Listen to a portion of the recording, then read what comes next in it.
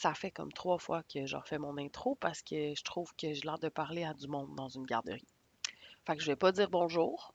Je vais juste commencer la commande tout de suite. Donc, euh, aujourd'hui, on fait des murs. Ça me tente de faire des murs. Ouais, on va faire ça. OK, super. On va prendre pour acquis que j'ai déjà des niveaux dans ma maquette. En fait, je vais quand même expliquer un peu le principe, là. Euh, Parce que souvent, on montre les commandes, mais on n'explique pas comment les commandes fonctionnent. Fait que la personne est capable de répéter ce qu'elle voit à l'écran, mais elle n'est pas capable de comprendre puis de le refaire par elle-même après. Fait qu'on va faire un topo rapide. Je vais comme supprimer ça pour l'instant parce que j'en veux pas. Donc, euh, Revit, c'est un logiciel de modélisation, certes, qui contient des données de modélisation aussi. Donc, c'est pas seulement des extrusions, c'est des extrusions, mais qui contiennent des données. Mais ces extrusions-là, pour fonctionner, elles ont besoin d'une référence dans l'espace. Revit a ses propres références, ben pas ses propres références à lui, mais il y a des points. Donc, il y a des coordonnées en X, Y, Z. Euh, on peut lui donner des coordonnées réelles, donc qui existent dans la vraie vie. Donc, le point de base de notre bâtiment, le sol, le niveau géodésique peut être accurate, donc être le vrai niveau. Mais hormis ça, lorsque je vais modéliser un élément, il a besoin de connaître ses références. Donc, il a besoin d'avoir au minimum un niveau auquel s'accrocher. Euh, Puis ensuite, je peux lui donner un décalage. Donc, si par exemple, j'ai un mur qui part du niveau 1 puis qui fait 4 mètres de haut, je pourrais dire, écoute, commence au niveau 1, finis au niveau 1 plus 4000. Donc, 4000 mm, 4 mètres. Je pourrais faire ça, ça pourrait fonctionner. C'est pas la bonne façon de faire. C'est pas la bonne pratique. Les bonnes pratiques dans Revit, c'est de mettre le niveau de base qui lui appartient. Donc, si mon mur va du niveau 1 à 4000 plus haut, donc 4000 plus haut étant mon niveau 2, je vais plutôt lui donner sa contrainte de base qui est le niveau 1 et sa contrainte supérieure qui est le niveau 2. Donc, si jamais pour une raison X, je bouge mon niveau 2 parce que ma composition de plancher change, donc mon niveau doit changer, au lieu d'être à 4000, il est à 3800 ou 4200, mais tous mes éléments qui ont leur contrainte supérieure, donc qui ont le haut d'attaché au niveau 2, vont être déplacés en même temps. Là, je ne vous apprendrai pas les bonnes pratiques de modélisation au complet parce que ça varie beaucoup d'une firme à l'autre puis d'une personne à une autre. Puis ce que moi je vous dis, ben, il y a du monde qui vont vous dire le contraire. Moi, je pense qu'ils sont moins bons que moi, mais les opinions sont partagées. Donc, j'ai utilisé la technique, en fait, je vais vous démontrer la technique que moi j'utilise et j'ai aussi en profité au fil du temps là, parce que je vais faire un vrai projet. J'ai aussi en profité pour parler des exceptions. Donc, pour l'instant, pour la modélisation d'un mur classique, prenons pour acquis que je n'ai que deux niveaux dans mon projet, donc le niveau 1 et le niveau 2. Je vais le faire de deux façons. Donc, la première technique, je vais me mettre sur le niveau 1 et je vais faire un mur en hauteur. Et la deuxième façon, je vais me mettre sur le niveau 2 et je vais faire un mur qui va descendre en profondeur. Et je vais ouvrir une vue 3D aussi pour qu'on voit tout de suite ce que ça donne. Donc, j'ai ma vue 3D. Je vais faire raccourci clavier WT pour séparer mes fenêtres en deux. Et là, pour donner peut-être un petit peu plus de référence à nos affaires, je vais faire des axes. Donc, je vais venir ici. Ouais, super. Et je vais faire l'autre bord, juste pour mettre mes bulles en haut. Je vais me faire deux axes. Hop. Là, ça n'a pas vraiment d'importance où je les mets. Je veux juste avoir des références pour faire mes murs. Puis je vais vérifier dans mes élévations que mes axes traversent bien tous mes niveaux. Super. Donc, partons du principe que j'ai ça ici. C'est pas très beau, là, mais c'est pas très important. Donc, je suis sur le niveau 1. Voici ma vue 3D dans laquelle je pourrais changer le style visuel. Là, je vais mettre ombré. Et ce projet-là a été démarré pardon, avec le gabarit de construction d'Autodesk. Donc, je n'ai aucune idée, puisque je m'en suis jamais servi, je n'ai aucune idée des types de murs que je vais retrouver. Donc, ça va être une surprise. On va tout la découvrir en même temps, puis je vais peut-être être obligée de recommencer cette vidéo-là, ou du moins de le couper puis de faire un insert, parce que peut-être qu'il n'y a pas ce que je veux. Donc, j'ai mes axes, j'ai ma vue 3D, mon espace de travail est prêt pour travailler. Je vais aller sur l'onglet Architecture. Je vais prendre le premier qui se trouve en haut, Mur, raccourci clavier WA pour Wall, mur architectural. Et je tombe ici dans l'onglet de modification. Donc, ma fenêtre, elle est verte et ça m'indique ce que je suis en train de faire. Donc, je suis dans une modification.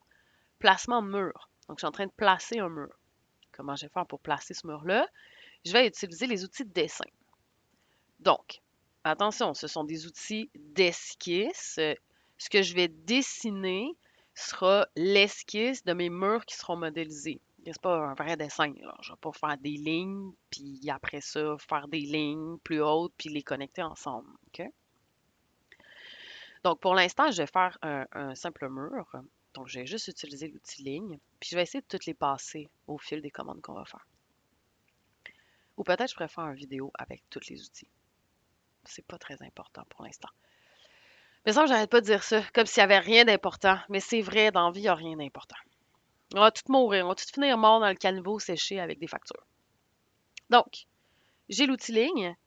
Et ensuite, ici, je vais venir voir les options qui s'offrent à moi sous mon ruban. Donc, encore une fois, l'outil de modification dans le placement de mur. Je suis sur le niveau 1. C'est ça que j'ai dit tantôt. Je suis sur le niveau 1. Ma vue me confirme aussi que ma contrainte inférieure est celle du niveau 1. Ne vous fiez pas qu'au nom. Le nom pourrait être erroné. Donc ici, je suis sur le niveau 1 puisque ma contrainte inférieure est bel et bien le niveau 1. Donc, je vais faire un mur en hauteur. Donc, il va partir du niveau 1 et sa hauteur sera le niveau 2. On va voir les lignes de justification dans une autre vidéo. Donc, premier clic, le début de mon mur. Deuxième clic, la fin. Donc, on voit ici que j'ai un mur qui a été créé. Je vais aller ici. Du niveau 1 au niveau 2. Parce qu'il y avait une hauteur qui se rendait jusqu'au niveau 2. En fait, je vais faire 3 murs. Je vais répéter l'opération. Donc, je vais me mettre encore au niveau 1. Je vais copier mon axe. OK. Donc, je suis dans l'outil de placement de mur. Je suis au niveau 1. Je veux un mur en hauteur. Mais cette fois-ci, je vais mettre sans contrainte et je vais mettre 4000. La manœuvre que j'ai expliquée tantôt. Je vais juste vous montrer les avantages et les désavantages. Donc, on voit ici que mon mur, il est absolument identique à celui qui est à côté. Tout va bien. Maintenant, même manœuvre, mais cette fois-ci, je vais venir au niveau 2. Donc, je suis au niveau 2. Le visuel change un petit peu, on ne s'en préoccupera pas pour le moment. Et je vais encore faire la commande de création de mur. Ah, je ne peux pas le sélectionner. Je vais juste aller changer ma plage de vue pour...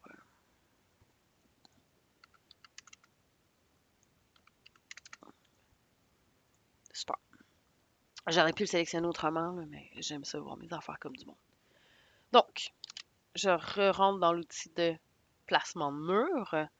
Mais cette fois-ci, le niveau il m'indique qu'il y a la contrainte inférieure. Donc, la base du mur, elle est au niveau 2.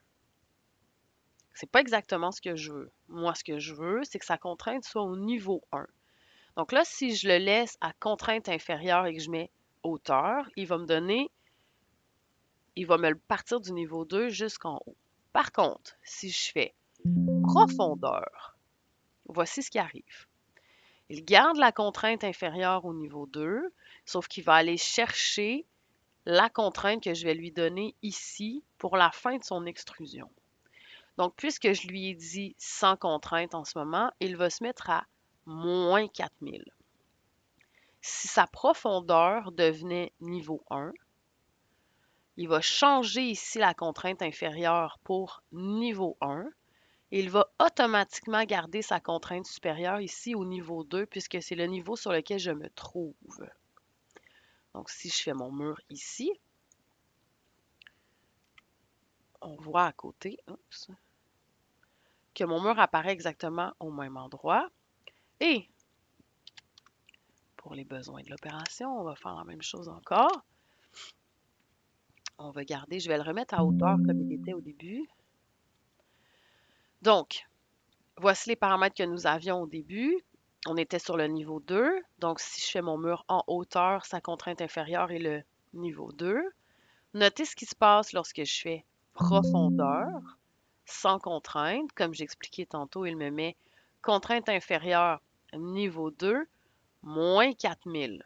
Contrainte supérieure, niveau 2. Ça veut dire quoi? Ça veut dire que le bas sera associé au niveau 2 et il fera 4000 de profond. Donc, voici le résultat. J'ai 4 murs visiblement identiques. Maintenant, on va fermer ces vues-là. J'aurais pu faire ça. Regardons les propriétés du mur. Ce mur-ci, je vais ouvrir un petit peu la fenêtre de propriété. Contrainte inférieure niveau 1, contrainte supérieure niveau 2. Très bien. Ce mur-ci, le deuxième mur que j'ai créé avec un décalage sur sa contrainte, un décalage sur sa contrainte supérieure. Donc, je vois que sa contrainte inférieure est au niveau 2 et sa contrainte supérieure, elle est non contrainte et mon mur fait 4000 de haut. Celui-ci, contrainte inférieure niveau 2, contrainte inférieure niveau 1, contrainte supérieure niveau 2. Donc, c'est exactement le même mur que j'ai fait ici. Celui-ci, je l'ai fait au niveau 2, profondeur, contrainte au niveau 1. Celui-ci, je l'ai fait au niveau 1, hauteur, contrainte au niveau 2. Et j'ai celui-ci, sa contrainte inférieure est niveau 2, moins 4000. Et sa contrainte supérieure, donc le bas ici est niveau 2, moins 4000. Et sa contrainte supérieure est niveau 2. C'est bon? Donc, ici, j'aurais pu mettre... Tiens, je vais mettre ça. En tout cas, non, je vais le laisser comme il est. Là, je montrerai l'autre affaire une autre fois. C'est pas grave. Donc, pour une raison X, je change mon niveau 1. Pas le nom, mais son décalage. Moi, je vais le mettre 2000 plus bas, OK? Donc, voici ce qui se passe. Premièrement, ce mur-ci a suivi, puisque sa contrainte inférieure est au niveau 1. Celui-ci aussi, ainsi que celui-ci, puisqu'il a la bonne contrainte inférieure. Par contre, celui-ci, notez qu'il fait encore 4000 de haut. Donc, si je lui mets... Ah, je suis en 3D. C'est sûr qu'en 3D, c'est moins beau. Donc, si je lui mets une dimension, ici, il fait encore 4000 de haut. OK? Maintenant, celui-ci fait encore 4000 de profond. Pourquoi? Puisqu'il est toujours contraint au niveau 2 avec un décalage de 4000. Donc, on n'a pas bougé le niveau 2 et il fait encore 4000 de profond. Par contre, il ne touche plus au niveau 1. Et maintenant, si je déplace le niveau 2, je vais le mettre à... Pas besoin de le mettre à 6000 quand même. À 5000. Voici ce qui arrive. Donc, encore une fois, mes deux murs qui avaient les bonnes contraintes supérieures et inférieures ont suivi. Et les autres, celui-ci s'est déplacé puisque son niveau 2, il est contraint, mais celui-ci n'a toujours pas suivi et vous vous en douterez, la hauteur de mes murs est toujours de 4000.